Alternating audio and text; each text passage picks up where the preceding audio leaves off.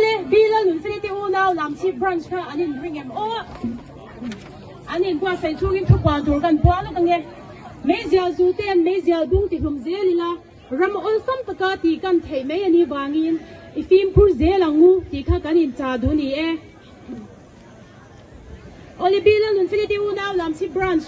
special item nei during kan so manga amni hi YouTube vela pon lar em ya in-house production la pang po kha na lo kom to a 2.7 lakh viewers an nei hian ani chu ti ko balam thiam Lalnunfeli ti unau chui lo so mangu le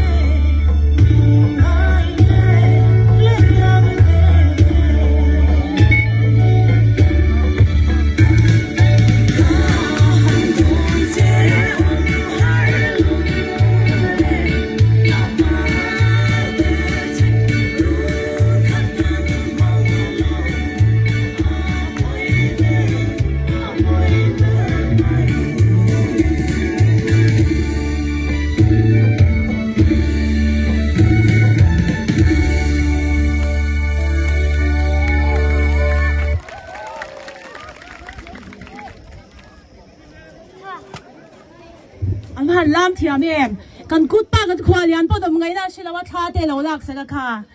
mu nom kan ti le tu bi Lalnunfeli ti unau chunga kan lo me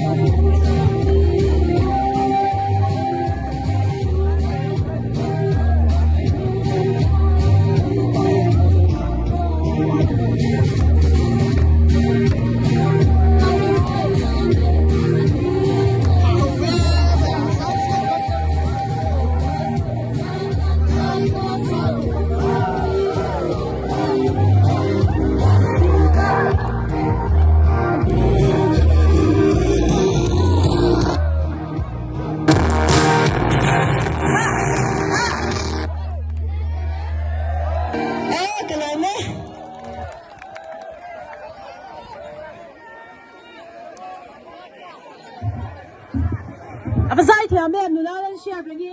sanu khai phan sunga kan lom tak zat ani